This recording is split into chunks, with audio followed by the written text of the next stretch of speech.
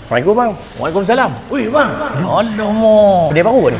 Kedai baru. Kita baru buka. Dekat Penang, kita dah ada 3 cawangan. 3. Ini baru buka dalam 3 bulan bang. Duk lalu ni baru perasan. Baru perasan? Baru perasan. Oh, ni kalau tengok abang ni, abang nak beli kasut dah. Mau nak beli kasut ni? Oh, cantik. Abang, aku tengok macam abang ni kan. Abang memang ahli sukan. Jom bang. Saya bawa abang tengok kasut. Kat atas. Kasut sport apa semua dekat atas ni. Harga dia 100 ya. 100 lah. Ha.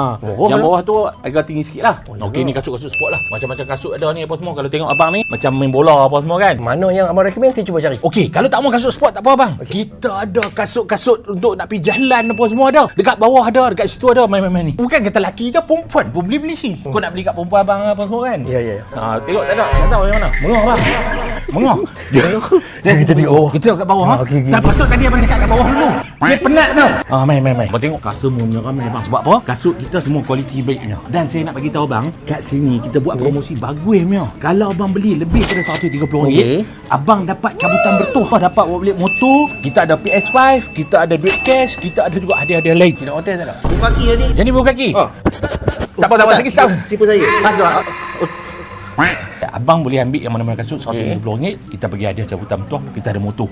Boleh? Boleh. Jom kita tengok motor. Main tengok motor dulu, tengok motor. Ni dia motor. Tapi abang kena beli lah. RM130. Lain? Lain tak ada lah. Tiap-tiap minggu kita cabut. Okey bang, macam ni. Macam ni. Saya bayar RM130. Saya beli motor boleh? Oh, tak mau beli kasut lah. Tak mau beli kasut. Ambil ni kan? Itu boleh. Saya orang macam ni, saya suka sangat ni. Jom kita bawa pergi belakang. Kita settle belakang apa semua, baru kita ni. Allah. Orang ajak nak beli kasut, tak mau. Nampak kasut.